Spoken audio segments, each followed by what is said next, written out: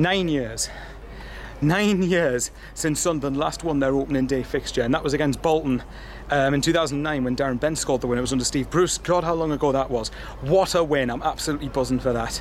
Charlton did make the mistake second half of sitting back, as you could tell they'd given everything into that first half and deserved to be winning at half time. That first half was not very convincing at all, but it was good to see that the lads actually responded and actually came from behind to win a game on the opening day of the season in an injury time as well. What an actual time to do it.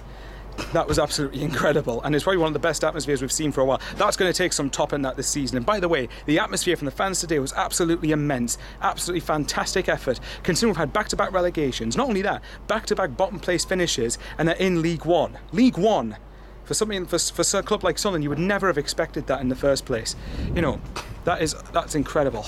Very, very proud of the effort the lads put in the second half. And it proves, so when Sinclair came on, he pushed Charlton's defence 10 yards further back and actually made it harder for them to actually do their jobs and defend. Only thing is that he went off what looks like a bit of an injury, or at least a niggle at the end, so I'm hoping that's not too serious. But look, I'd have said this even if we'd lost. It's one game, I'm not going to read too much into it. We still have 45 games left to go.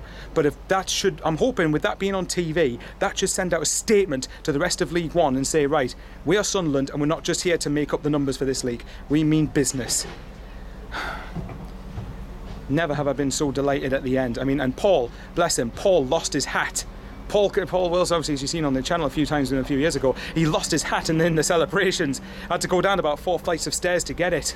But nevertheless, I went up to Pete and we just went mental. Everybody went mental around us. And yeah, you know, so that's going to take some topping. That really is. We've still got a few days left in the window. I still want to get another striker in. Probably another 2 now if Sinclair's out injured. Get another striker in, get another winger preferably.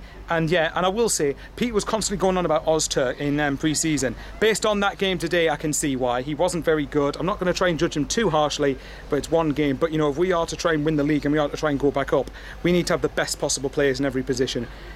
I do question why Baldwin was actually not starting. I do question why Sinclair didn't start. But look, at the end of the day, we got 3 points. That's all that matters. So come on, Sunderland, let's see exactly what we can do. Hopefully that's the type of result we should be getting, and mentally that will do the lads a world of good to come from behind to win as well. You know, we all know how many problems and how many times Sunderland have struggled to come from behind to win a game. That should do them a real world of good. And I'll tell you right now, if we get promoted, we will look back at this game as a crucial factor in why we got promoted, showing the mental side, the resilience, the determination, the passion, everything. Was it a great performance? Not really.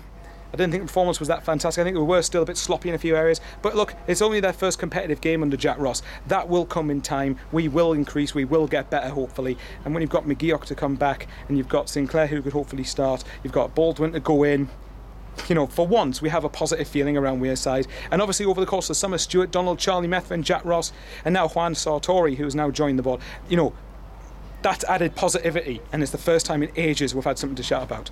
I love yous and leave yous there, guys. Hopefully that's the start of a great season. Sunderland 2, Charlton 1. Away the lads, come on.